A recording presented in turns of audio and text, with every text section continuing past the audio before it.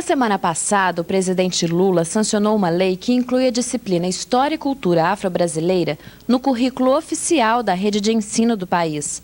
A novidade está sendo bem recebida.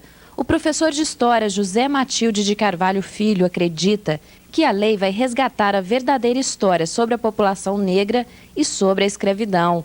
Eu acho que foi uma dívida que o governo e as autoridades brasileiras estão tentando resgatar com a população negra que criou e implantou no Brasil uma sociedade. Muitas informações sobre os negros não foram contadas nas escolas. O período de escravidão, o trabalho realizado pelos negros, a lei de abolição, toda a história da vida do povo que veio da África foi contada pelos brancos. Com a nova lei, tudo o que foi omitido deverá ser contado.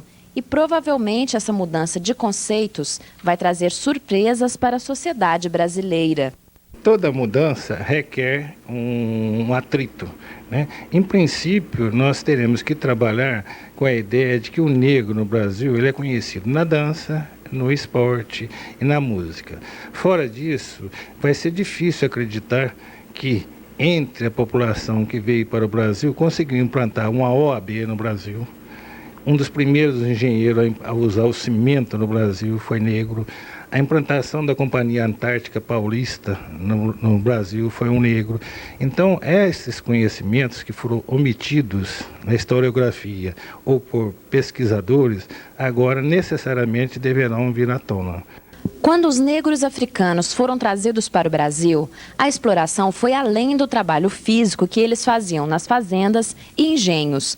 A maioria dos negros tinha instrução escolar e também era obrigada a fazer trabalhos intelectuais para seus senhores. A maioria dos senhores eram analfabetos. E já nos quilombos que eram implantados, uma das primeiras medidas que eram adotadas nos quilombos era implantar as escolas que eles já chamavam de escola de primeiras letras. Então, por quê? A maioria que veio, muçulmana, já tinha um determinado conhecimento.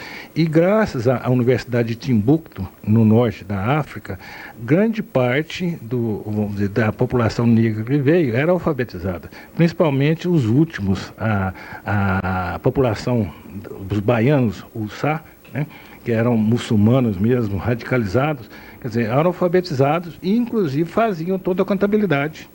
Poucas pessoas sabem, mas os negros foram responsáveis por grandes obras no Brasil e no mundo ao longo da história. A caneta esferográfica, o extintor de incêndio, a guitarra e muitas outras invenções que fazem parte da vida moderna foram criadas por homens negros. Curiosidades como essas estão reunidas no livro Desagravo Étnico, do professor José Matilde. Em 2 anos de pesquisa, ele resumiu toda a história dos negros em 114 páginas de muita informação. O trabalho ainda não foi publicado, mas já está sendo estudado por alguns centros de pesquisa universitária. Na opinião do professor, para que a lei que inclui a história afro-brasileira no currículo escolar seja cumprida, muita pesquisa ainda precisa ser feita.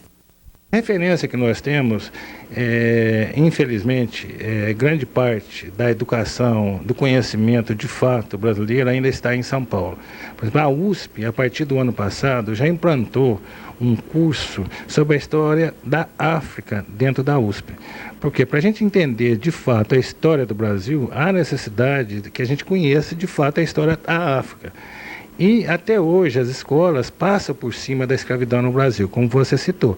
O negro veio, apanhou, quer dizer, e não quer nem saber como convivia. Só que grande parte da população e grande parte da nossa estrutura e conhecimento foi trazido e implantado no Brasil pelos negros. Durante os próximos anos, muitas mudanças de adaptação devem ser feitas para que o estudo da história da raça negra seja feito nas escolas.